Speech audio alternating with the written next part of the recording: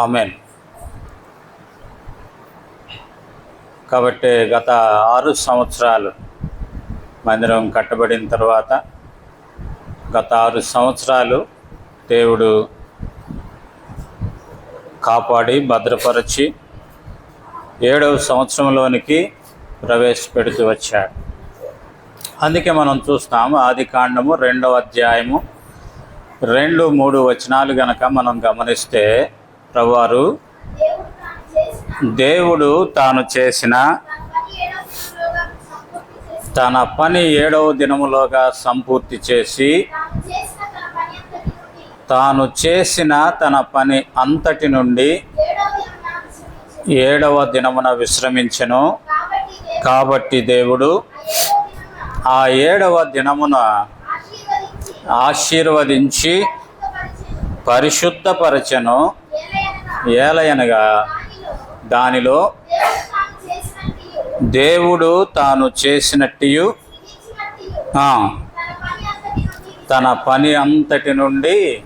కాబట్టి 7 దినాలు ప్రభు పనిచేసి ఈ యొక్క సమస్త సృష్టిని మానవ జాతిని అంతటిని సృష్టించి 7వ దినాన తాను విశ్రమించినట్లుగా మనం చూస్తాం. 7వ దినం విశ్రమించే ముందు 7వ దినాన్ని ఆయన ఆశీర్వదించినట్లుగా మనం చూస్తాం. కాబట్టి ఈ యొక్క యెరూషలేము ప్రార్థనా మందిరం ఈ నూతన సంవత్సరం 7వ సంవత్సరంలో మరింతగా ఆశీర్వదించబడి అనేకులు రక్షించబడి దేవుని మందిరములో సమకూర్చబడి దేవునిని ఆరాధించేటువంటి ఆరాధికులుగా ఉండాలనేది దేవుని ఆశ. కాబట్టి మనం ఇక్కడ చూస్తూ ఉన్నాం ఈ యొక్క కీర్తన గ్రంథము 122వ అధ్యాయంలో మనం చదువుకున్నటువంటి ఈ 6వ వచనం యెరూషలేము యొక్క క్షేమము కొరకు ప్రార్థన చేయుడి, యెరూషలేమా నిన్ను ప్రేమించువారు వర్ధిల్లు. కాబట్టి ఈ యొక్క యెరూషలేమును ప్రేమించేటటువంటి వారు మనం ఏం చూస్తూ ఉన్నామంటే వర్ధిల్లుదురు అనేది మనం ఇక్కడ చూస్తూ ఉన్నాం. ఏ రీతిగా అంటే ఇక్కడ మనం గమనిస్తే కనుక 7, 8, 9 వచనాల్లో మనం చూస్తాం నీ ప్రాకారములలో నెమ్మది కలుగును. కాబట్టి మొదటి ఆశీర్వాదం ఏంటిది అంటే ప్రాకారములో నెమ్మది కలుగుతుంది. రెండవదిగా మనం చూస్తాం నీ నగరులలో క్షేమముండును.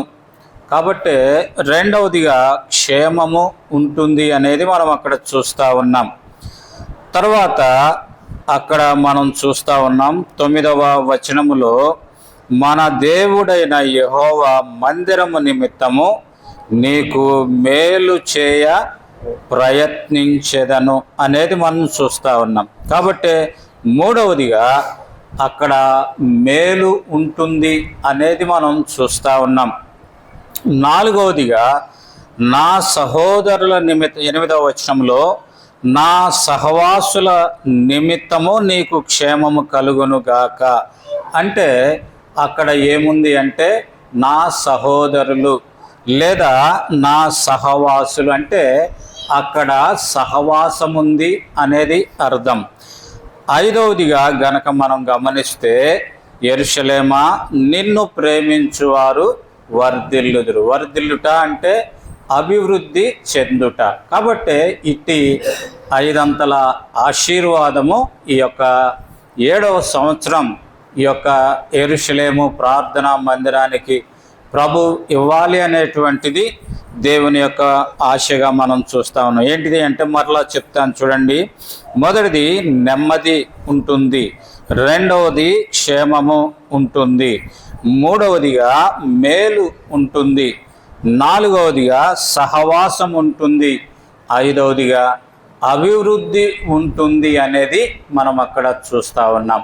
ఈ 5 అంతల ఆశీర్వాదము ఈ యొక్క యెరూషలేము ప్రార్థనా మందిరముకు దేవుడు అనుగ్రహించాలని, తద్వారా ఈ యొక్క మందిరము వృద్ధి పొందించబడాలి అని మనము దేవుని సన్నిధిలో ప్రార్థించే వారంగా ఉన్నాం. అందుకే మొదటి వచనం మొదటి లైన్లో మనం చూస్తూ వచ్చాం, యెరూషలేము యొక్క క్షేమము కొరకు ప్రార్థించండి. కాబట్టి ఈ దినాల్లో మన మధ్య ఉన్నటువంటి ఈ యొక్క యెరూషలేం, మనకు తెలుసు ఇశ్రాయేల్ దేశంలో ఉన్నటువంటి యెరూషలేం యొక్క పరిస్థితి, చుట్టూ కూడా శత్రువులు ఉంటా ఉన్నారు, యుద్ధము, భయంకరమైనటువంటి పరిస్థితులు మనందరికీ తెలుసు. కాబట్టి యెరూషలేం యొక్క క్షేమం కొరకు కూడా మనం ప్రార్థించే వారంగా మనం ఉండాలి. దేవుని మందిరం అక్కడ ఉంటా ఉంది, అయితే ఆ యొక్క దేవుని మందిరం చెరపట్టబడి ఉంటా ఉన్నట్లుగా మనం చూస్తూ ఉన్నాం.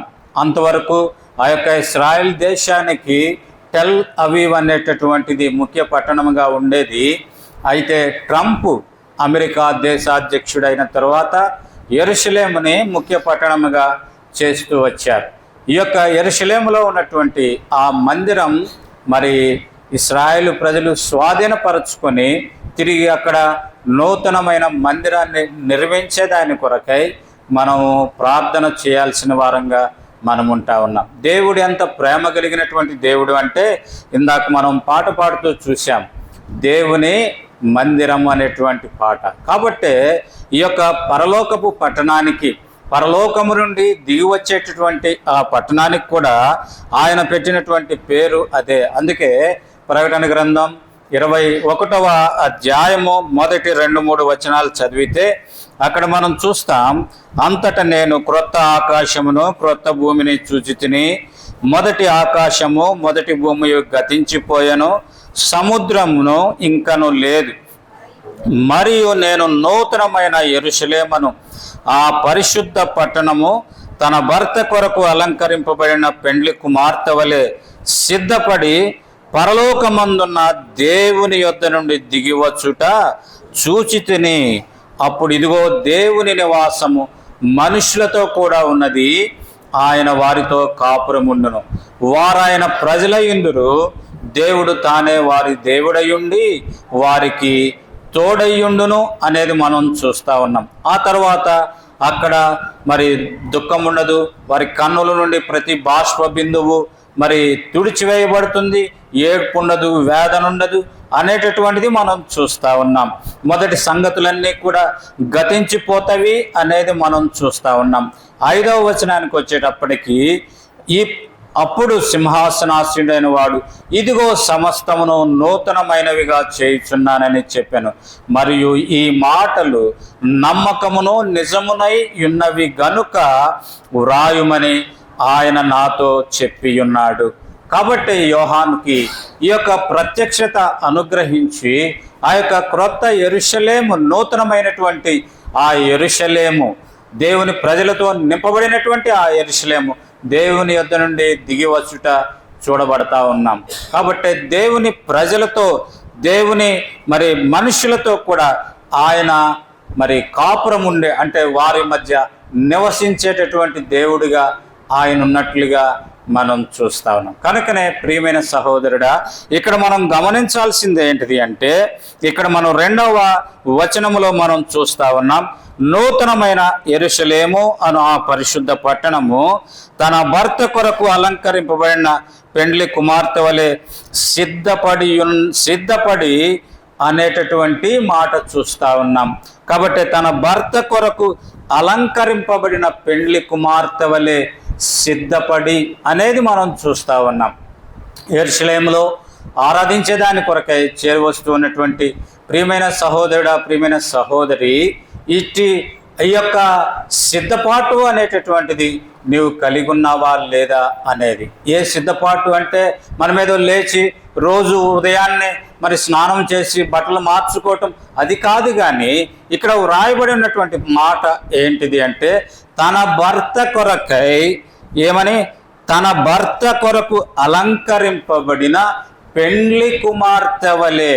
పెండ్లి కుమార్తె వలె. కాబట్టి అట్టి సిద్ధపాటు అనేది మనకి అవసరమై ఉంటా ఉంది. అందుకే ఎలా అలంకరించబడతా ఉంది అంటే మనం ఇక్కడ చూస్తాం 19వ అధ్యాయంలో మనం చూస్తే గనక మనం అక్కడ చూస్తాను, గొర్రెపిల్ల వివాహ మహోత్సవ సమయం వచ్చినది, ఆయన భార్య తను తాను సిద్ధపరచుకొని ఉన్నది గనక మనము సంతోషపడి ఉత్సహించి ఆయనను మహిమపరచదమని చెప్పగా వింటిని.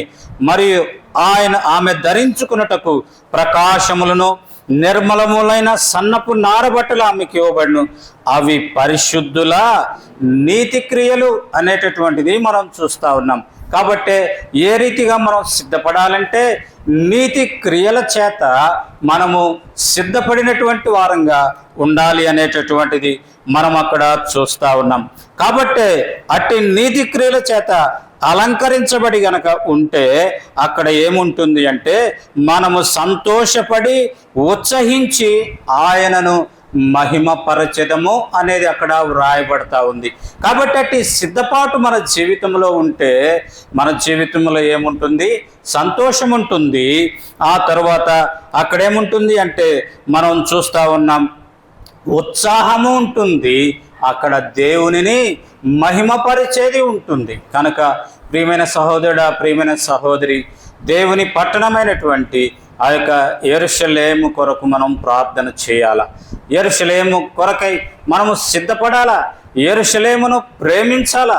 ఆ ప్రేమించడం ద్వారా దేవుడు ఆశీర్వదించేటటువంటి వాడిగా ఉంటున్నట్లుగా మనం చూస్తాం. అయితే ఈ దినం ప్రాముఖ్యంగా మనం యెషయా భక్తుని ద్వారా దేవుడు ఏ రీతిగా యెరూషలేమును ఆశీర్వదిస్తూ వచ్చాడు, యెరూషలేము గురించి యెషయా భక్తుని ద్వారా ఏమి మాట్లాడుతూ వచ్చాడు అనేటటువంటిది మనం చూస్తాం. ఈ యెషయా అంటే యెహోవాయే నా రక్షణ అని అర్థము.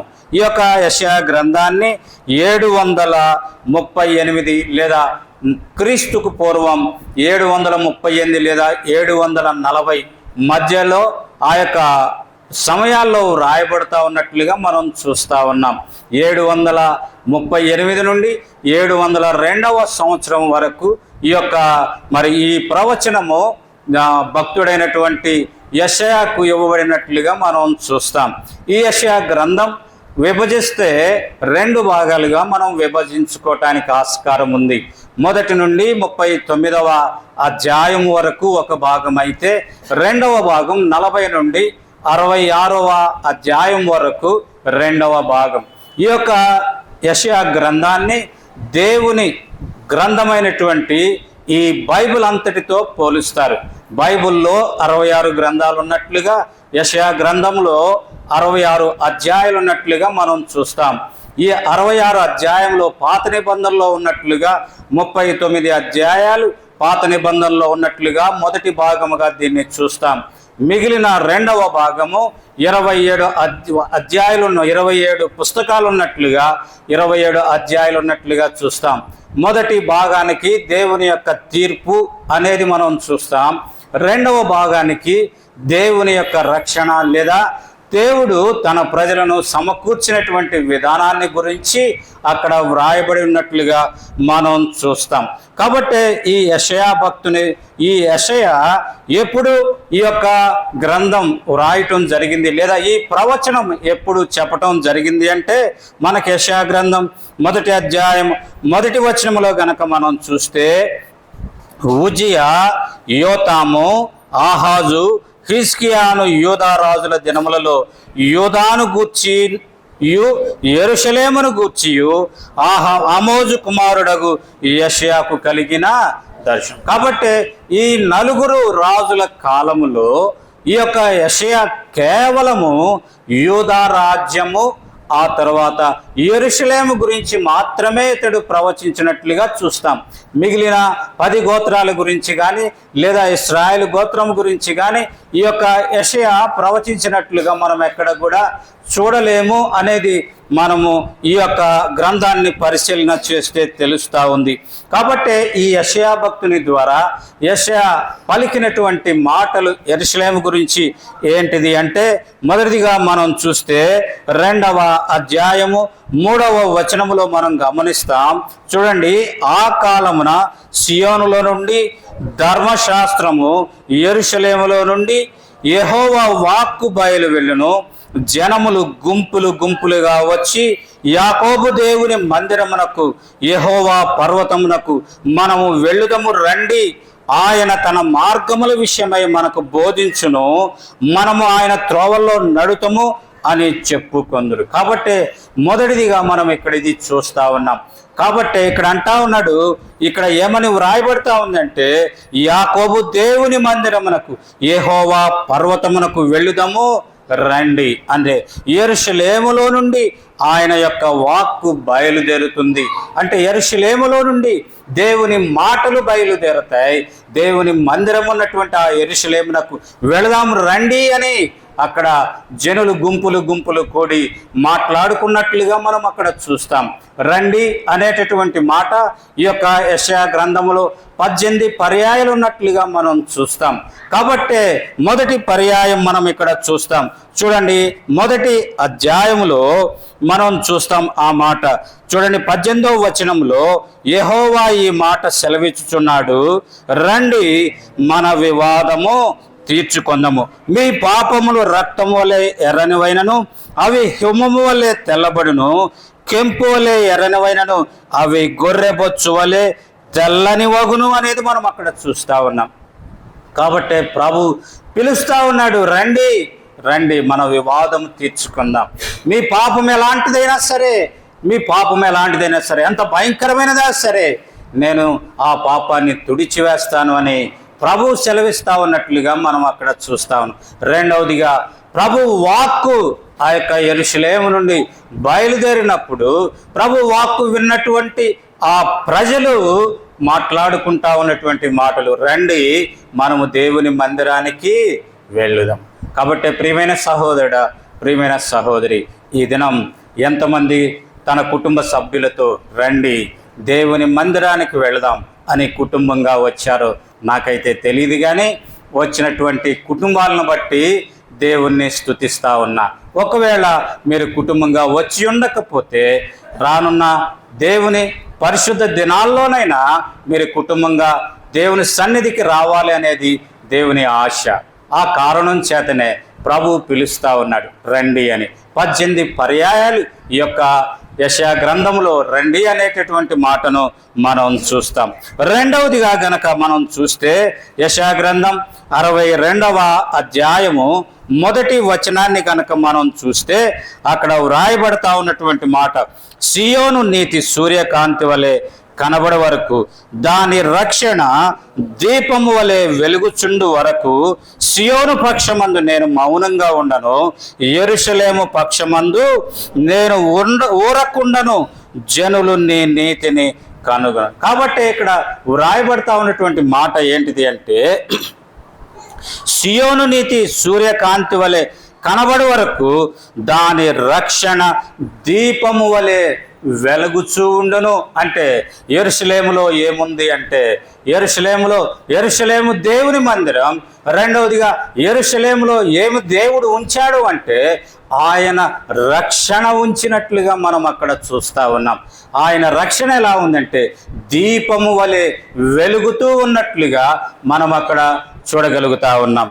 కాబట్టి ప్రభు పిలుస్తా ఉన్నాడు, ఆ యొక్క యెరూషలేము పక్షమందు నేను మౌనంగా ఉండను, యెరూషలేము పక్షమందు ఊరకుండును అని అంటా ఉన్నాడు. ఎప్పటి వరకు అంటే సియోను నీతి సూర్యకాంతి వలె కనబడే వరకు, దాని రక్షణ వెలుగు దీపం వలె కనబడేంత వరకు. కాబట్టి ప్రియమైన సహోదరుడా, ప్రియమైన సహోదరి, దేవుని యొక్క సూర్యకాంతి ఈ యొక్క యెరూషలేములో కనబడాలన్నా, ఈ యొక్క యెరూషలేములో ఆయన యొక్క రక్షణ దీపములే కనబడాలన్నా, నీవు నీ కుటుంబం దేవుని యొక్క సంఘమైనటువంటి యెరూషలేములో కనబడాలి అనేది దేవుని యొక్క ఆశగా మనం చూస్తా ఉన్నాం. మూడవదిగా గనక మనం చూస్తే ఈ యొక్క యెషయా గ్రంథం 4వ అధ్యాయము 3వ వచనాన్ని కనుక మనం చదివితే ఇక్కడ వ్రాయబడతా ఉంది, సియోనులో శేషించిన వారికి, యెరూషలేములో నిలవబడిన వానికి అనగా జీవము పొందుటకై యెరూషలేములో దాఖలైన ప్రతి వానికి పరిశుద్ధుడు అని పేరు. కాబట్టి మూడవదిగా ప్రభు ఇస్తా ఉన్నటువంటి ఆశీర్వాదం ఏంటిది అంటే పరిశుద్ధత అనేటటువంటిది మనం చూస్తా ఉన్నాం. అక్కడ ఏముంది అంటే జీవముంది. కనుకనే జీవము పొందేదాని కొరకై దాఖలైన ప్రతి వానిని ఏమని పిలుస్తారు అంటే పరిశుద్ధుడు, పరిశుద్ధుడు. కాబట్టి రక్షణ పొందటము ద్వారా పరిశుద్ధతలోనికి నేను ప్రవేశిస్తాం. ఎలా రక్షణ అంటే గనక మనకు తెలుసు, 2000 సంవత్సరాలకు పూర్వమే ప్రేమ కలిగినటువంటి ఆ దేవుడు తన ఏకైక కుమారుడైనటువంటి యేసుక్రీస్తు ప్రభువారిని ఈ లోకానికి పంపించి కల్వరి శిలువలో తాను బలి అయినట్లుగా ఆయనను అప్పగించి ఆయన కార్చిన రక్తము ద్వారా సర్వమానవాళి యొక్క పాపాన్ని పరిహరించినట్లుగా మనం అక్కడ చూడగలుగుతా ఉన్నాం. కనుక ప్రియమైన సహోదరుడా, ప్రియమైన సహోదరి, అక్కడ దాఖలైన ప్రతివానికి నీవు ఆ జాబితాలో చేర్చబడ్డావా? జీవము కలిగినటువంటి ఆ జాబితాలో నీవు కూడా చేర్చబడి ఉంటే అందుకే ఇక్కడ వ్రాయబడతా ఉంది, ఇక్కడ ఈ యెరూషలేములో దాఖలైనటువంటి ఈ యొక్క వారందరూ కూడా పరిశుద్ధులు. అయితే ఇక్కడ మనం చూస్తాం పరమ యెరూషలేములో దాఖలైనటువంటి మనమందరము కూడా పరిశుద్ధులము అనేది మనం చూస్తాం. అందుకే ప్రకటన గ్రంథం 20వ అధ్యాయము 15వ వచనంలో మనం చూస్తాం, ఎవని పేరైనను మనం చూస్తా ఉన్నాం జీవ గ్రంథమందు వ్రాయబడినట్లు కనబడని ఎడ్ల వాడు అగ్నిగుండములో పడవేయబడును అనేటటువంటిది మనం చూస్తాం. అంటే దాని అర్థం ఏంటంటే జీవ గ్రంథములో వ్రాయబడిన వాడు ధన్యుడు, వాడు పరిశుద్ధుడు అనేది మనం చూస్తా ఉన్నాం. జీవము కొరకై దాఖలైన వాడు పరిశుద్ధుడు, జీవ గ్రంథములో వ్రాయబడిన వాడు పరిశుద్ధుడు. కాబట్టి ప్రియ సహోదరుడా, ప్రియ సహోదరి, మూడవ ఆశీర్వాదం ఏంటంటే నీ పేరు జీవ గ్రంథంలో వ్రాయాలనే ఆయన తన కుమారుడైన యేసుక్రీస్తు ప్రభువారిని ఈ లోకానికి పంపించినట్లుగా మనం చూస్తా ఉన్నాం.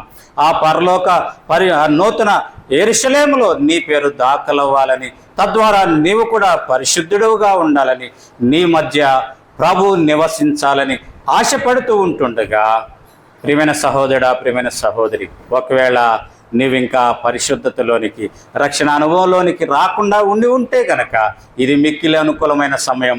ఇది రక్షణ దినం. ప్రభువా, నేను పాపిని, నన్ను కనికరించు అనే చిన్న మాట పలకటం ద్వారా ప్రభు నిన్ను కూడా తన జీవ గ్రంథంలో నీ పేరు రాస్తాడు. నిన్ను కూడా తన పరిశుద్ధ లెక్కలో తాను చేర్చుకొని మన మధ్య తాను నివసించే దాని కొరకై ఆయన ఇష్టపడతా ఉన్నట్లుగా మనం అక్కడ చూడగలుగుతా ఉన్నాం. నాలుగవదిగా మనం గనక చూస్తే అక్కడ వ్రాయబడతా ఉన్నటువంటి మాట ఏంటిది అంటే నాలుగవదిగా మనం చూద్దాం 66వ అధ్యాయము 13వ వచనం. 66వ అధ్యాయము 13వ వచనం. ఒకని తల్లి వానిని ఆదరించినట్లు నేను మిమ్మల్ని ఆదరించేదను, యెరూషలేములోనే మీరు ఆదరించబడుదురు. కాబట్టి నాలుగవ ఆశీర్వాదం ఏంటంటే ఆదరణ, నెమ్మది అనేది ప్రభు మనకివ్వాలని ఆశిస్తా ఉన్నాడు. యెరూషలేములో ఏముంది అంటే ఆదరణ ఉంది. యెరూషలేములో ఏముందంటే నెమ్మది ఉంది. ఒకవేళ నువ్వే కష్టము, నష్టము, ఏ శ్రమ, ఏ బాధ, ఏ కన్నీరు నీ జీవితాన్ని ఆవరించున్నవో అయితే దేవుని మందిరమైనటువంటి యెరూషలేములో నీకు ఆదరణ ఉంది, నీకు నెమ్మది ఉంది అని ప్రభు యెషయా ద్వారా మనకు సెలవిస్తా ఉన్నట్లుగా మనం చూస్తూ ఉన్నాం.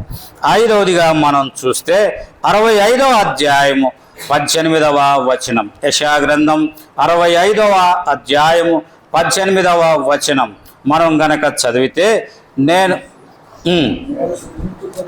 నేను సృజించుచున్న దాని గురించి మీరెల్లప్పుడూ హర్షించి ఆనందించుడి. నిశ్చయముగా నేను యెరూషలేమును ఆనందమైన స్థలముగాను ఆమె ప్రజలను హర్షించువారిగాను సృజించుచున్నాను. నేను యెరూషలేమును గూర్చి ఆనందించెదను, నా జనులను గురించి హర్షించెదను. కాబట్టి ఇక్కడ మనం చూస్తా ఉన్నది ఎంత గొప్ప సంగతి అంటే, ఇక్కడ ప్రభు ఏమి రాస్తా ఉన్నాడు అంటే, మనం ఇక్కడ గమనిస్తా ఉన్నాం, మీరు ఎల్లప్పుడూ ఆనందించుడి, నిశ్చయముగా నేను యెరూషలేమును ఆనందకరమైన స్థలముగా అంతేకాకుండా అక్కడ అంటా ఉన్నాడు, ఆమె ప్రజలను అంటే యెరూషలేములో నివసించేటటువంటి ఆ ప్రజలను హర్షించేవారినిగా. అంత మాత్రమేనా అండి? కాదు. 19వ వచనం చూస్తే, నేను యెరూషలేము గురించి ఆనందించెదను, నా జనుల గురించి అంటే దాని అర్థం ఏంటిది అంటే, యెరూషలేమును ఆనందింప చేస్తా, అదే సమయంలో యెరూషలేమును బట్టి నేను కూడా ఆనందిస్తాను అనేది మనం చూస్తాము. 4వదిగా మనం అక్కడ గమనిస్తా ఉన్న మాట ఏంటిదంటే, ప్రభు యెరూషలేములో ఏం ఉంచబోతా ఉన్నాడంటే ఆనందము, సంతోషము ఉంచబోతా ఉన్నట్లుగా మనం అక్కడ చూస్తూ ఉన్నాం. 5వదిగా 6వదిగా మనం చూస్తే గనక రండి చూద్దాం. 62వ అధ్యాయము 7వ వచనం. 62వ అధ్యాయము 7వ వచనం మనం గనక చూస్తే అక్కడ వ్రాయబడతా ఉన్నటువంటి మాట చదవండి. యెహోవా జ్ఞాపకర్తలరా, విశ్రమింపకుడి, ఆయన యెరూషలేమును స్థాపించు వరకు, లోకమంతటా దానికి ప్రసిద్ధి కలుగ చేయ వరకు ఆయనను విశ్రమింపనీయకుడి. దాని దక్షిణ హస్తము తోడని, బాహుబలము తోడని యెహోవా ఇలాగున ప్రమాణము చేసెను, నిశ్చయముగా ఇకను నీ ధాన్యమును నీ శత్రువులకు ఆహారముగా ఇయ్యను, నీవు ప్రయాసపడి తీసిన ద్రాక్షారసమును అన్యులు త్రాగరు, ధాన్యము కూర్చిన వారే దాన్ని భుజించి యెహోవాకు స్తుతి చెల్లించెదరు, పండ్లు కోసిన వారే నా పరిశుద్ధాలయ మంటపములో దానిని త్రాగుదురు అనేది మనం అక్కడ చూస్తూ ఉన్నాం. కనుకనే ప్రియమైన సహోదరుడా, ప్రియమైన సహోదరి, అక్కడ 6వదిగా ప్రభు ఏం ఉంచబోతా ఉన్నట్టే సమృద్ధి ఉంచబోతా ఉన్నాడు. అదే సమయంలో అక్కడ మనం చూస్తూ ఉన్నది ఏంటిది అంటే విజయము అక్కడ ఉంచబోతా ఉన్నట్లుగా మనం అక్కడ చూస్తూ ఉన్నాం. విజయం ఉంచబోతా ఉన్నట్లుగా అంటే అందుకే ఇక్కడ నీవు ప్రయాసపడి తీసిన ద్రాక్షారసమును అన్యులు త్రాగరు, నిశ్చయముగా ఇకను నీ ధాన్యమును నీ శత్రువులకు ఆహారముగా. అంటే అంతవరకు ఎలా ఉంది? శత్రువుల యొక్క స్వాధీనములో ఉంటా ఉంది. ఆ కారణం చేత అక్కడ సమృద్ధి లేదు, అక్కడ ఆకలి ఉంది, అక్కడ దప్పికుంది. అయితే ప్రభు సెలవిస్తా ఉన్నది, ప్రభు ఇస్తా ఉన్న మాట, వాగ్దానం ఏంటిది అంటే, అక్కడ విజయం ఇస్తా ఉన్నాను, అక్కడ సమృద్ధిస్తా ఉన్నా, నీ ఆహారము నీవే భుజిస్తావు అనేటటువంటిది మనం అక్కడ చూస్తూ ఉన్నాం. 7వదిగా మనం చూస్తూ ఉన్నాం 44వ అధ్యాయము 26వ వచనాన్ని కనుక మనం చదివితే, 44వ అధ్యాయము 26వ వచనాన్ని కనుక మనం చూస్తే, నేనే నా సేవకుని మాట రూఢిపరచువాడను, నా దూతల ఆలోచన నెరవేర్చువాడను, యెరూషలేము నివాస స్థలమగునియు యూదా నగరాలను గూర్చి అవి కట్టబడుననియు నేను ఆజ్ఞ ఇచ్చున్నాను, దాని పాడైన స్థలములను బాగు చేయువాడను నేనే. కాబట్టి యెరూషలేముని కట్టేవాడు ఆయనే. ఏదైనా పాడై ఉంటే బాగు చేసేవాడు ఆయనే అనేటటువంటిది.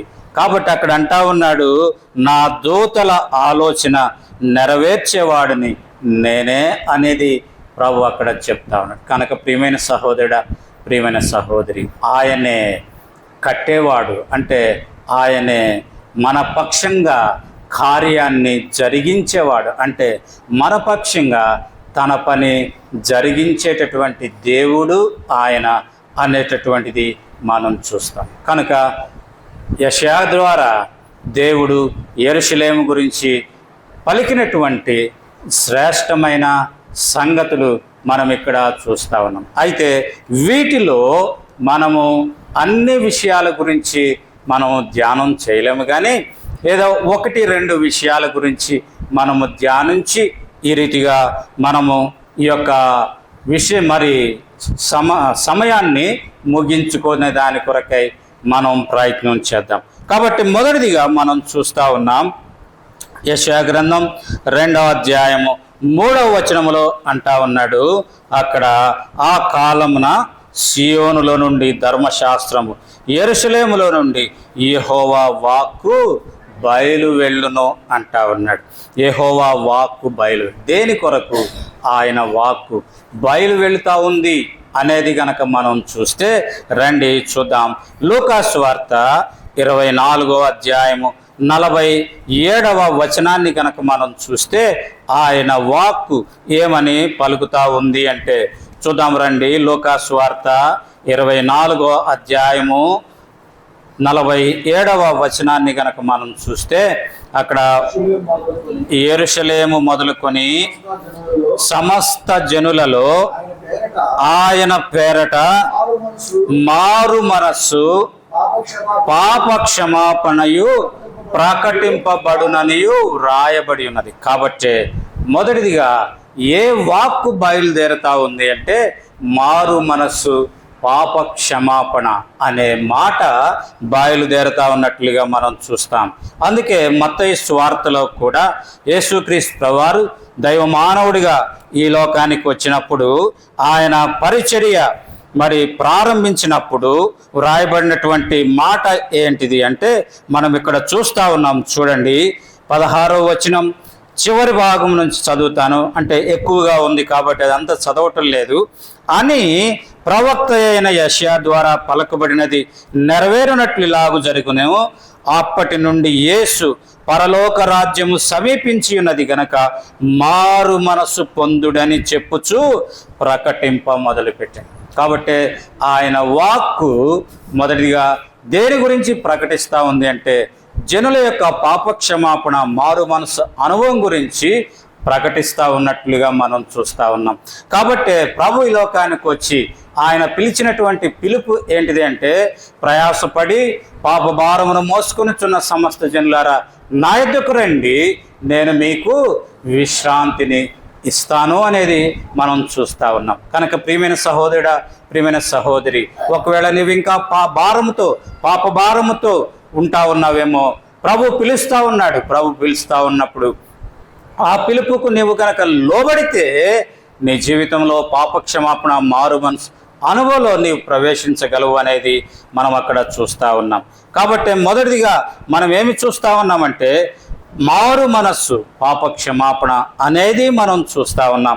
రెండవదిగా గనక మనం చూస్తే యెషయా గ్రంథం 51వ అధ్యాయము, యెషయా గ్రంథం 51వ అధ్యాయము 4-5 వచనాలు గనక మనం చూస్తే అక్కడ వ్రాయబడతా ఉన్నటువంటి మాట ఏంటిదంటే నా ప్రజలారా నా మాట ఆలకించుడి, నా జనులారా నాకు చెవి యొగ్గి వినుడి, ఉపదేశము నా యొద్ద నుండి బయలుదేరును, జనములకు వెలుగు కలుగునట్లు నా విధిని నియమింతును, నేను ఏర్పరచు నా నీతి సమీపముగా ఉన్నది, నేను కలుగజేయు రక్షణ బయలుదేరి ఉన్నది అనేటటువంటిది మనం చూస్తూ ఉన్నాం. కాబట్టి రక్షణ పాపక్షమాపణ మారు మనసు అంటే రక్షణ అనుభవంలోనికి నీవు నేను ప్రవేశించడం, తద్వారా మనం అక్కడ చూస్తూ ఉన్నట్లుగా నేను ఏర్పరచు నా నీతి. కాబట్టి తద్వారా నీవు నేను నీతిమంతులంగా తీర్చబడతాం. కాబట్టి మొదటిదిగా పాపక్షమాపణ మారు మనసు విషయమైన ఆ యొక్క దేవుని వాక్కు యెరూషలేములో నుండి బయలుదేరుతా ఉంది. రెండవదిగా ఆయన రక్షణ ద్వారా నీతిమంతుడిగా తీర్చబడటానికైనా ఆయన వాక్కు బయలుదేరుతా ఉన్నట్లుగా మనం చూస్తూ ఉన్నాం.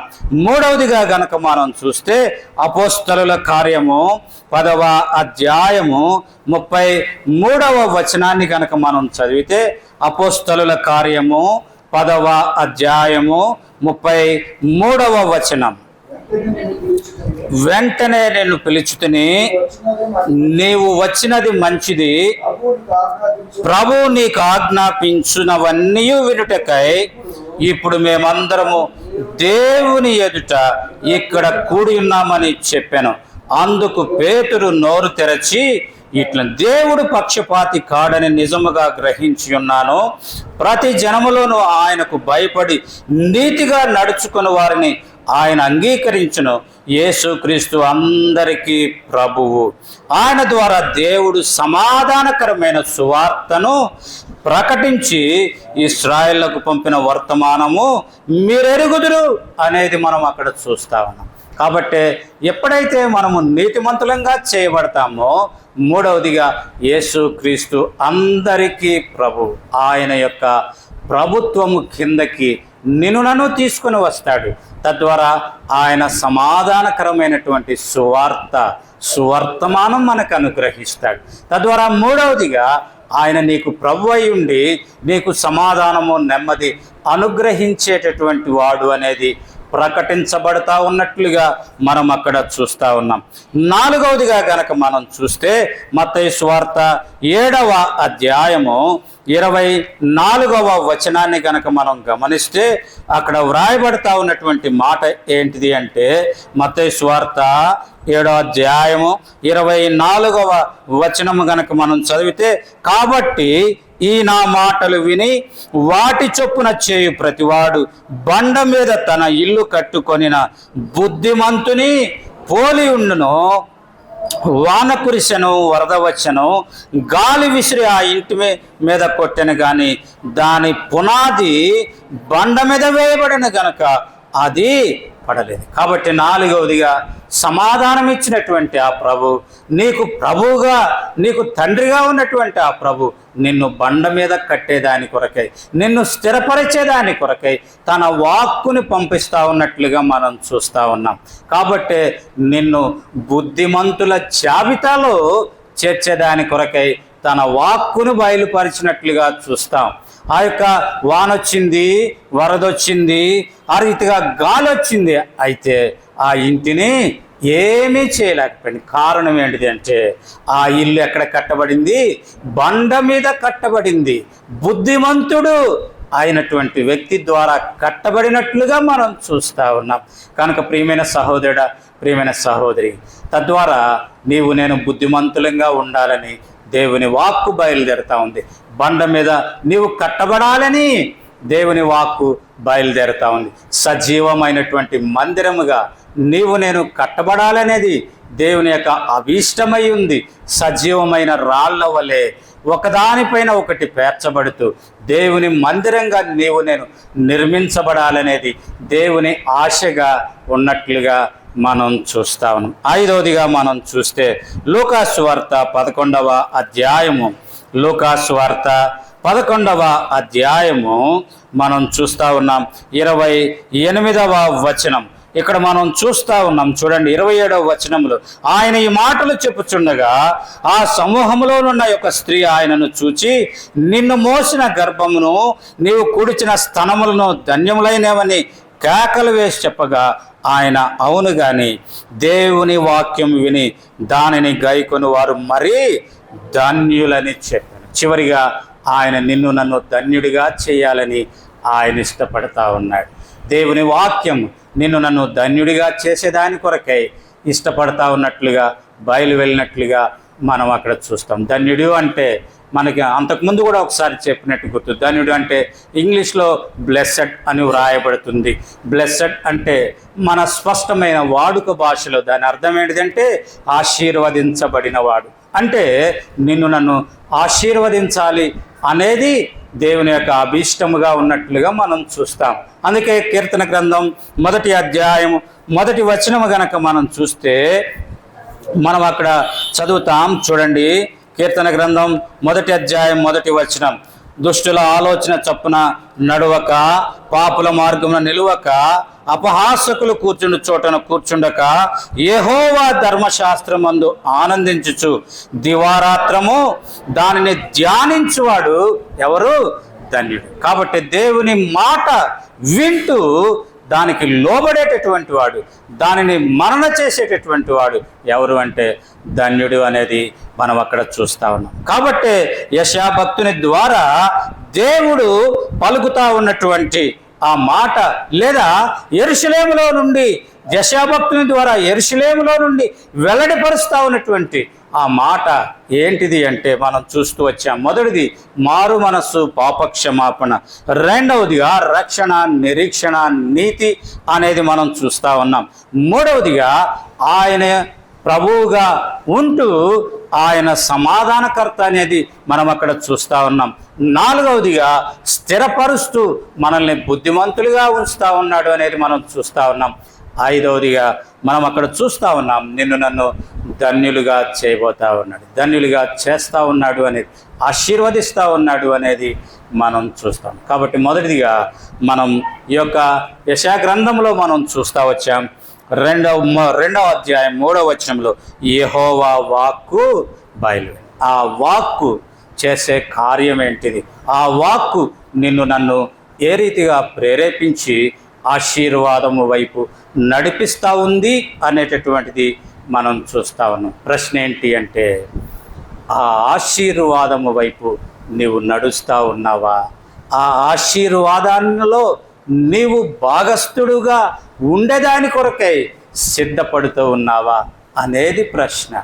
ఒకవేళ అటు రీతిగా కానీ లేకుండా ఉంటే, ఎక్కడ దేవుని వాక్కుని నిర్లక్ష్యం చేశావో, ఎక్కడ దేవుని మాటకు అవిధేయత చూపించావో, ఎక్కడ దేవుని మాటను తృణీకరించావో, ఎక్కడ దేవుని మాటకు పెడముఖం చూపించావో, ఎక్కడ దేవుని మందిరానికి నీ వీపు చూపించి వెళ్ళిపోతూ వచ్చావో, ప్రియమైన సహోదరుడా, ప్రియమైన సహోదరి, మరొక పర్యాయం పిలుస్తూ ఉన్నాడు.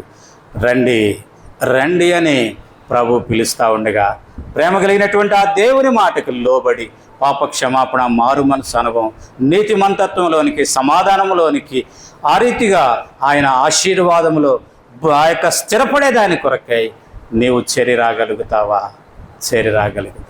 కాబట్టి మొదటిదిగా ఆయన వాక్కు బయలు వెళ్ళినట్లుగా మనం చూస్తూ ఉన్నాం. రెండవదిగా మనం చూస్తూ వచ్చాం. ఏంటిది అంటే 62వ అధ్యాయము 1వ వచనంలో మనం చదువుతూ వచ్చాం. ఒక్కసారి చదవండి. 62వ అధ్యాయము 1వ వచనం.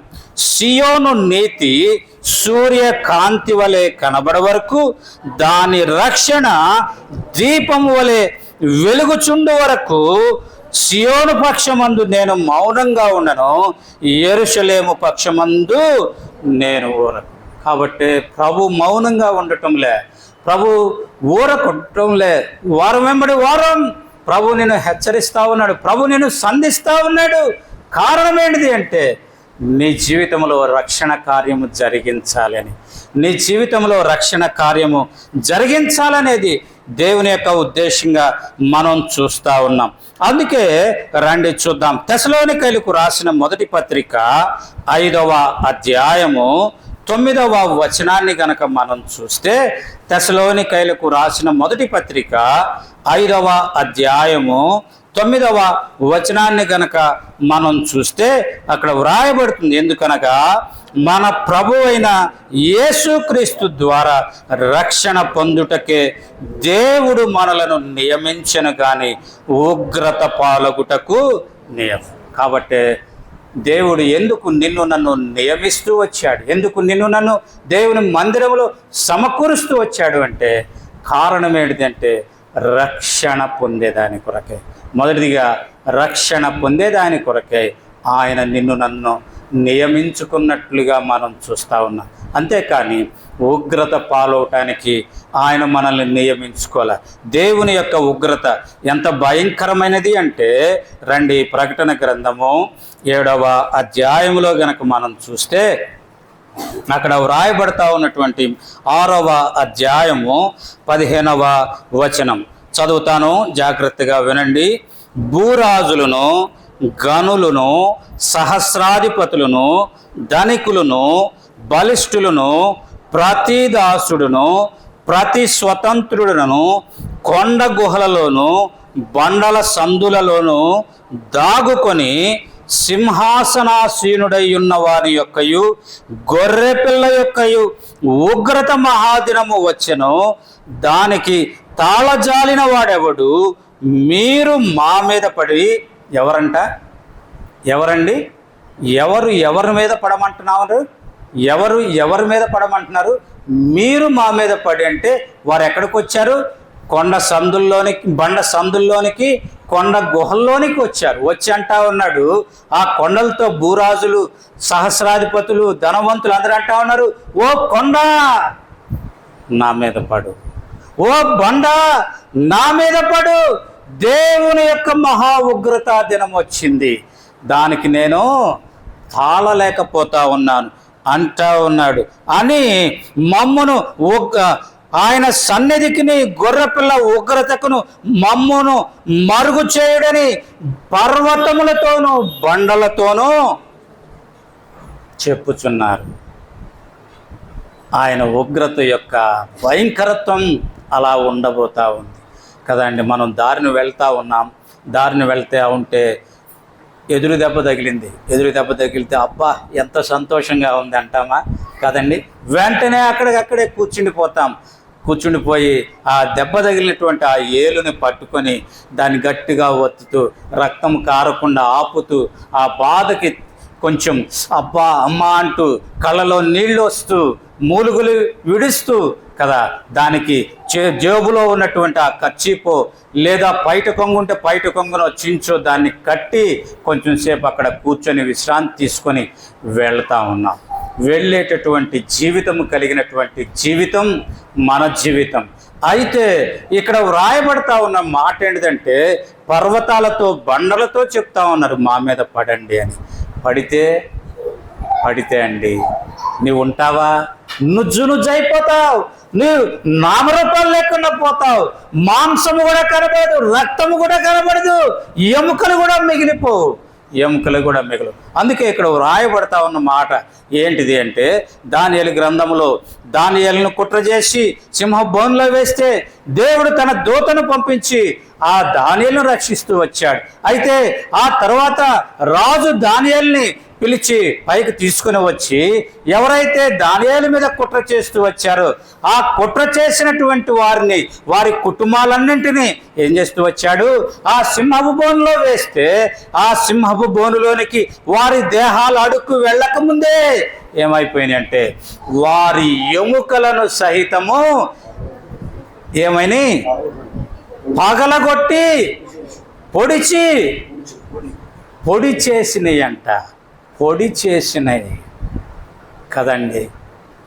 మనలాంటి జంతువే ఆ దేహంలో ఉన్న ఎముకలను పొడి చేస్తే ఆ పర్వతం పడితే ఎక్కడండి? అంత భయంకరమైనటువంటి ఉగ్రత. కనుకనే ప్రియమైన సహోదరుడా, ప్రియమైన సహోదరి, కాబట్టే ఆ ఉగ్రత నుండి నిన్ను తప్పించేదాని కొరకై ప్రభువు నిన్ను రక్షణ కొరకు నియమించినట్లుగా మనం చూస్తాం. ఆ ఉగ్రత నుండి తప్పించబడటం అంటే రక్షించబడటం అంటే దాని అర్థం ఏంటిదంటే ఉగ్రత నుండి తప్పించబడటము అనేది మనం చూస్తా ఉన్నాం.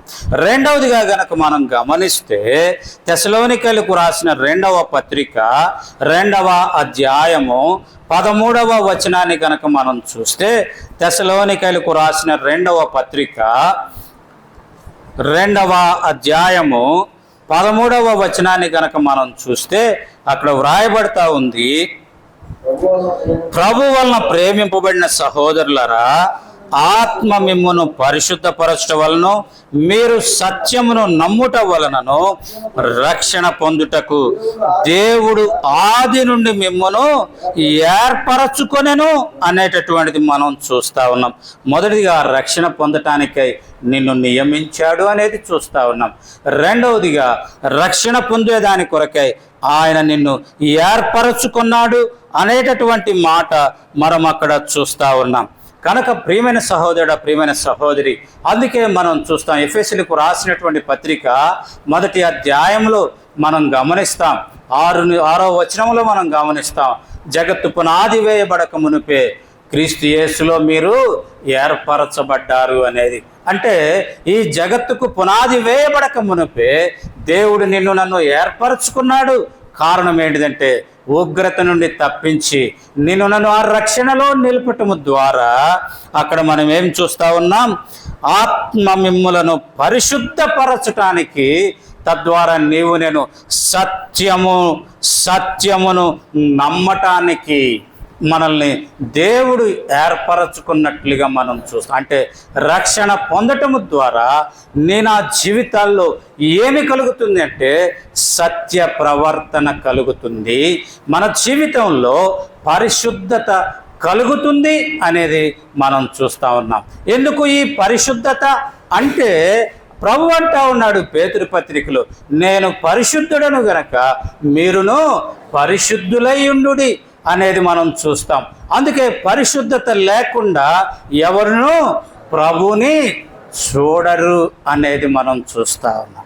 కనుక ప్రియమైన సహోదరుడా, ప్రియమైన సహోదరి, రెండవదిగా ఆయన నిన్ను నన్ను ఏర్పరచుకుంటున్నది రక్షణ కొరకై నిన్ను నన్ను ఏర్పరచుకోవటం ద్వారా నీవు నేను పరిశుద్ధపరచబడాలని, నీవు నేను సత్యవంతులంగా జీవించాలనేది దేవుని యొక్క ఆశగా మనం అక్కడ చూస్తూ ఉన్నాం. మూడవదిగా తిమోతికు రాసిన మొదటి పత్రిక 2వ అధ్యాయము 4వ వచనాన్ని గనక మనం చూస్తే, తిమోతికు రాసిన మొదటి పత్రిక 2వ అధ్యాయము 4వ వచనాన్ని గనక మనం చూస్తే అక్కడ వ్రాయబడతా ఉంది, ఆయన మనుషులందరూ రక్షణ పొంది సత్యమును గూర్చిన అనుభవ జ్ఞానము గలవారై ఉండవలని ఇచ్చయించుచున్నాడు. అంటే ఆయన కోరిక కలిగి ఉన్నాడు. ఇచ్చయించుట అంటే కోరిక కలిగి ఉన్నాడు. కాబట్టి దేవుని యొక్క కోరిక, దేవుని యొక్క ఆశ ఏంటిదంటే నీవు రక్షించబడటం ద్వారా సత్యవంతుడవుగా ఉండాలి అనేది దేవుని ఆశ. అందుకే పౌలు గారు ఫిలోమోనుతో అంటాడు ఒక మాట, చూడండి, పౌలు గారు ఫిలోమోనుతో అంటాడు, ఫిలోమోనుకి వ్రాస్తూ యోహాను ఫిలోమోనుకి వ్రాస్తూ ఒక ఉత్తరం రాస్తూ అక్కడ అంటాడు 3వ వచనములో, నీవు సత్యమును అనుసరించి నడుచుకొనుచున్నావు గనుక అనే మాట మనం చూస్తా ఉన్నాం. నీవు సత్యము అనుసరించి నడుచుకొనుచున్నావు గనుక అని ఈ యొక్క యోహాను గాయుకి ఉత్తరము రాస్తా ఉన్నట్లుగా మనం చూస్తాం. అదే రీతిగా పౌలు గారు కూడా ఫిలోమోనుకు ఒక ఉత్తరం రాస్తాడు. చూడండి, పౌలు గారు కూడా ఫిలోమోనుకి ఒక ఉత్తరం రాస్తూ అదే మాటలో అక్కడ వ్రాయబడినట్లుగా మనం చూస్తాం. చూడండి, ఫిలోమోనుకు రాసినటువంటి పత్రిక ఒక మాట చూడండి, అక్కడ ఉంటుంది, సత్యము అనేటటువంటి మాట ఉంటుంది. చూడండి,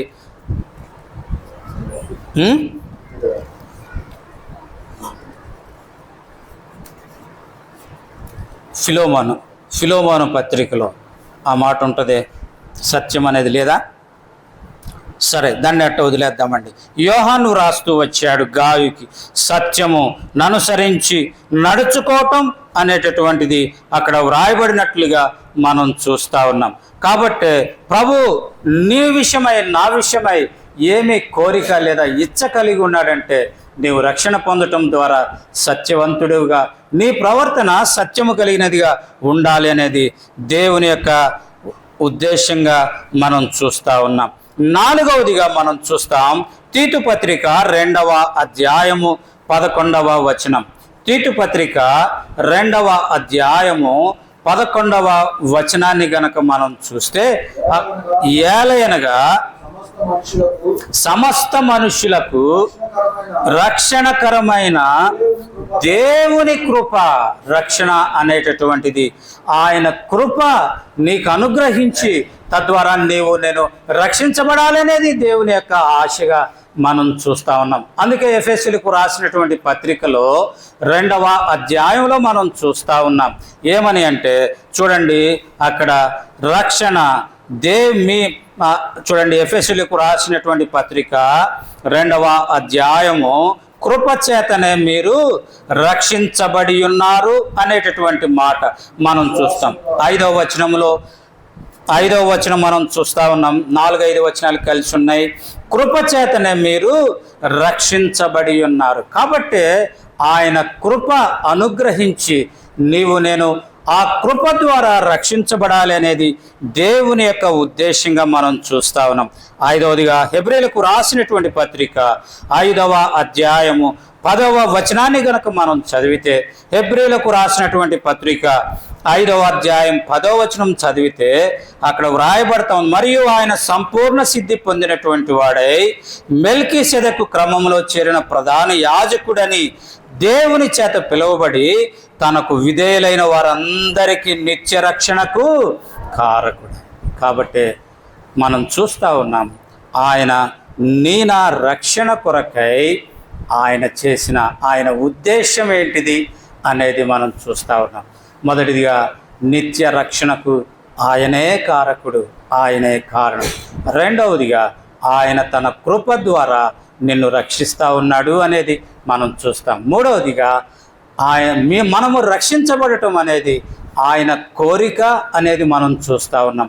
నాలుగవదిగా నేను రక్షించబడాలనే మనల్ని ఏర్పాటు చేసుకున్నాడు అనేది మనం చూస్తూ ఉన్నాం. ఐదవదిగా ఆయన రక్షణ కొరకే నన్ను నియమించుకున్నాడు అనేది మనం చూస్తూ ఉన్నాం. కనుక ప్రియమైన సహోదరుడా, ప్రియమైన సహోదరి, ఆయన యొక్క ఏర్పాటులో, ఆయన నియమములో, ఆయన యొక్క ఉద్దేశములో నేను ఉన్నాము కనుకనే, ఆయన రక్షణ ఉద్దేశములో నేను ఉన్నాము కనుకనే ఆయన మందిరావరణంలోనికి, యెరూషలేములోనికి నేను రాగలిగిన. ఎంతోమంది ఉన్నారు ఈ గ్రామంలో, ఎంతోమంది ఉన్నారు, వేల మంది ఉన్నారు. కానీ దేవుని మందిరంలోనికి చేరువచ్చినటువంటి నేను ఎంత ధన్యులం, ఎంత ధన్యులం. కారణం ఏంటంటే ఆయన రక్షణ నీకు నాకు అనుగ్రహించాడు అనేది మనం చూస్తా ఉన్నాం. కాబట్టి నన్ను రక్షించటం ఆయన ఉద్దేశం, నన్ను రక్షించటం ఆయన ఏర్పాటు, నన్ను రక్షించటం ఆయన కోరిక, ఆయన ఆశ అనేటటువంటిది మనం చూస్తూ ఉన్నాం. అయితే ఇక్కడ మనం చూస్తూ ఉన్నది ఏంటంటే, ఈ యొక్క యెషయా గ్రంథం 61వ అధ్యాయంలో 2వ వచనం, మొదటి వచనంలో మనం ఏమి చూస్తూ ఉన్నామంటే, దాని రక్షణ దీపము వలె అనేది మనం చూస్తూ ఉన్నాం. రక్షణ ఎలా ఉండాలంట? దీపము వలె ఉండాలి. అందుకే మనం సువార్తలో చూస్తాం, దీపము వెలిగించి కుంచెము కింద పెట్టరు, దీపము వెలిగించి మంచము కింద పెట్టరు. కానీ ఎక్కడ పెడతారు అంటే, అందరికీ కనబడేటట్లుగా దీపస్తంభము మీద దానిని పెడతారు అనేది మనం అక్కడ చూస్తూ ఉన్నాం. అందుకే సామెతల గ్రంథం కనుక చూస్తే అక్కడ వ్రాయబడతా ఉన్నటువంటి మాట 20వ అధ్యాయం 27వ వచనాన్ని కనుక మనం గమనిస్తే, సామెతల గ్రంథము 20వ అధ్యాయము 27వ వచనం దయచేసి చదవండి. నరుని ఆత్మ యెహోవా పెట్టిన దీపము అనేది మనం గమనిస్తూ ఉన్నాం. కాబట్టి దీపం ఏంటిది? రక్షణ దీపం వలె వెలుగునట్లు. అంటే నీ ఆత్మ ఎలా ఉండాలంటే దేవుని సన్నిధిలో వెలిగించబడేదిగా నేను ఉండాలి. అందుకే మనం చూస్తాం, ఫిలిప్పీలకు రాసినటువంటి పత్రికలో 2వ అధ్యాయంలో గనక మనం గమనిస్తే, ఫిలిప్పీలకు రాసినటువంటి పత్రిక, పౌలు అపోస్తలుడు ఫిలిప్పీలకు రాసినటువంటి పత్రిక 2వ అధ్యాయంలో మనం గమనిస్తే గనక అక్కడ వ్రాయబడితే ఉంది 16వ వచనం, అట్టి జనము మధ్యను మీరు జీవవాక్యమును చేత పట్టుకొని లోకమందు జ్యోతుల వలె కనబడుచున్నారు. ఎలా ఉన్నారంట? జ్యోతుల వలె కనబడతా ఉన్నారు. కాబట్టి నరుని ఆత్మ యెహోవా పెట్టిన దీపము, ఆ దీపానికి ఆయన రక్షణ ఇవ్వాలని ఆశపడతా ఉన్నాడు. అందుకే దేవుడు మందిరాన్ని నిర్మించినప్పుడు పరిశుద్ధ స్థలము, అతి పరిశుద్ధ స్థలము, ఆవరణము అనేటటువంటి 3 భాగాలను ఏర్పరచి పరిశుద్ధ స్థలములో రండి చూద్దాం. నిర్గమాకాండములో మనం గనక గమనిస్తే, నిర్గమాకాండము 27వ అధ్యాయములో మనం చూస్తాం. నిర్గమాకాండము 27వ అధ్యాయంలో మనం గమనిస్తే గనక అక్కడ వ్రాయబడతా 26వ వచనం ముందు చదువుదాం. చూడండి, అక్కడ వ్రాయబడినటువంటి మాట ఏంటిది అంటే, 34వ వచనం, అతి పరిశుద్ధ స్థలములో సాక్ష్యపు మందసము మీద కరుణాపీఠము ఉంచవలెను. అడ్డతర వెలుపల బల్లను, ఆ బల్ల ఎదుట దక్షిణపు వైపున నున్న మందిరము యొక్క ఉత్తరపు దిక్కున దీపవృక్షమును ఉంచవలెను. కాబట్టి ఆ దీపవృక్షం ఎక్కడుండాలి అంటే మందిరము యొక్క ఉత్తర వైపున ఉండాలి. ఆ దీపం ఎలా ఉండాలి అంటే రండి చూద్దాం. 27వ వచనంలో 27వ అధ్యాయము 20వ వచనం మనం చదివితే, మరియు దీపము నిత్యము వెలిగించినట్లు ప్రదీపమునకు తీసిన అచ్చము ఒలివ నూనె తేవలెను అనే ఇశ్రాయేలీలకు ఆజ్ఞ. కాబట్టి ఆ దీపము ఎలా ఉండాలి? నిత్యము వెలుగుతూ ఉండాలా. ఆ దీపం ఎక్కడుండాలంటే మందిరానికి ఉత్తర వైపున ఉండాలి. కారణం ఏంటిది అంటే రండి చూద్దాం. యెషయా గ్రంథము 14వ అధ్యాయం. యెషయా గ్రంథము 14వ అధ్యాయం మనం గమనిస్తే గనక అక్కడ వ్రాయబడతా ఉన్నటువంటి మాట ఏంటిది అంటే యెషయా గ్రంథము 14వ అధ్యాయం 13వ వచనం, నేను ఆకాశమునకెక్కిపోయేందును, దేవుని నక్షత్రములకు పైగా నా సింహాసనమును హెచ్చించుదును, ఉత్తర దిక్కునున్న సభా పర్వతం మీద కూర్చుందును, మేఘమండలం మీదకి ఎక్కుదును, మహోన్నతునితో నన్ను సమానునిగా. కాబట్టి ఉత్తర దిక్కున ఏముంది అంటే సభాపర్వతం ఉంది. అక్కడ ఎవరున్నారంటే దేవాది దేవుడు తన అత్యున్నతమైనటువంటి సింహాసనాన్ని వేసుకొని ఆసీనుడై ఆ సింహాసనములో ఉన్నాడు. దాని మీదకి ఎక్కాలని ఈ లూసిఫర్ ఆశపడినట్లుగా మనం చూస్తాం. ఆ కారణం చేతనే మనం గమనిస్తూ ఉన్నాం, ఆ దీపము మందిరానికి ఉత్తర వైపున ఉండాలి. ఆ దీపము అనేటటువంటిది నిత్యము వెలుగుచూ ఉండాలి అనేది మనం చూస్తాం. మనకు ఒక ఆచారం ఉంది. ఆ ఆచారము ఎందుకు పెట్టారు అంటే నేను చెప్తాను, గమనించండి. ఆచారం ఏంటిది అంటే చూడండి, ఒక వ్యక్తి చనిపోయిన తర్వాత ఆ వ్యక్తిని తీసుకొని సమాధి చేసేదాని కొరకై తీసుకొని వెళ్ళిన తర్వాత, సమాధి చేసి వచ్చే తర్వాత అక్కడ ఇంటి దగ్గరకు వస్తే లైట్ వేసి ఉంచటమో లేక ఒక దీపం పెట్టడమో చేస్తారు. ఏంటిది దాని ఉద్దేశం అంటే శరీరము మన్నైనది వెనకటి వలె మన్నైంది, కానీ ఆత్మ మాత్రం దేవుని యొద్దకు వెళ్ళింది, దీపము వలె వెలుగుతానే ఉంది అనేది అర్థం. రెండవదిగా కనుక మనం గమనిస్తే ఈ ఇంటిలో అతను వెళ్ళిపోవటం ద్వారా చీకటి ఆవరించలేదు. ఇదిగో దీపము, ఈ ఇంటిలో దేవుడు ఉన్నాడు, ఈ ఇంటిలో ప్రభు ఉంది, ఈ ఇంటిలో వెలుగుంది అనేది అర్థం. అయితే దానిని ఒక ఆచారంగా మార్చి ఆచారయుక్తమైనటువంటి కార్యాల్లో దాన్ని చేశాం.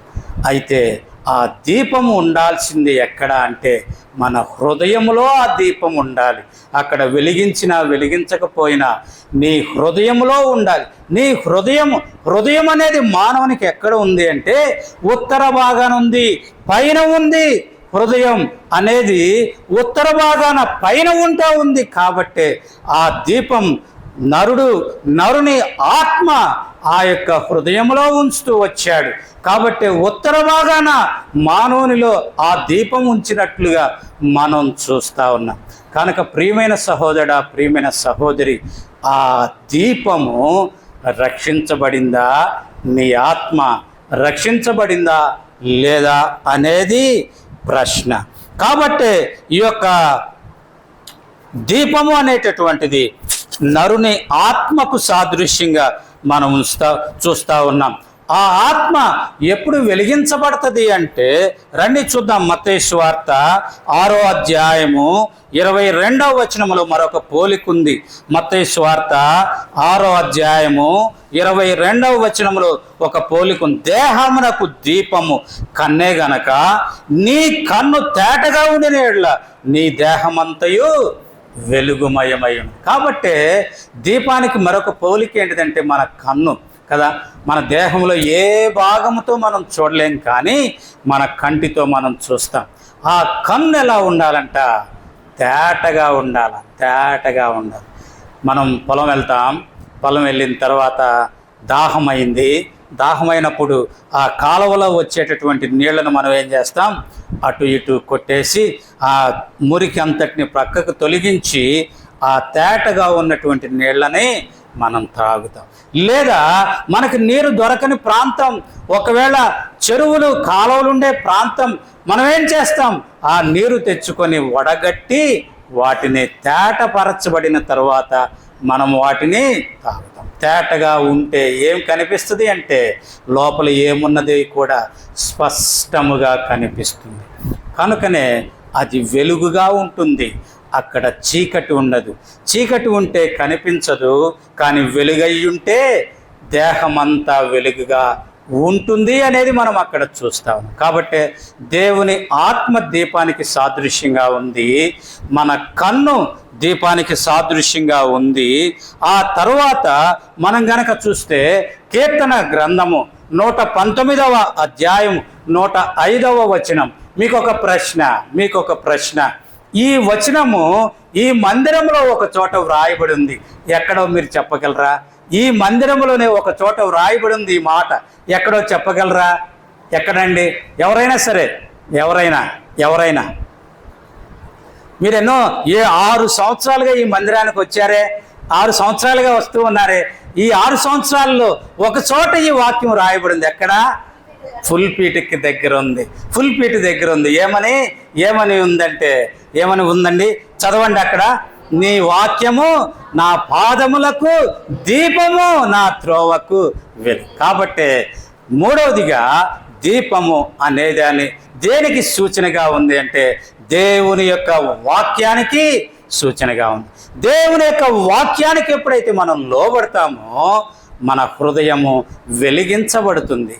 తద్వారా దేవుడు మనలో ఉంచినటువంటి ఆత్మ జీవించగలుగుతుంది అనేది మనము చూస్తూ ఉన్నాం.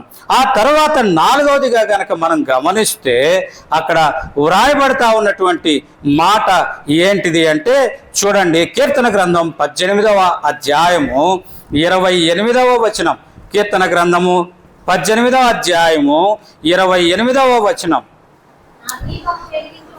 నా దీపమును వెలిగించువాడవు నీవే, నా దేవుడైన యెహోవా చీకటిని నాకు వెలుగుగా చేయును, నీ సహాయము వలన సైన్యమును జయింతును, నా దేవుని సహాయము వలన ప్రాకారము దాటును. కాబట్టి ఆ దీపము అనేటటువంటిది దేనికి సాదృశ్యంగా ఉంది అంటే విజయానికి సాదృశ్యంగా ఉన్నట్లుగా మనం చూస్తూ ఉన్నాం. విజయానికి సాదృశ్యం. ఇప్పుడు ఎన్ని చూసాం? దీపం అనేది 4, 5 చూసామా? 4, 5.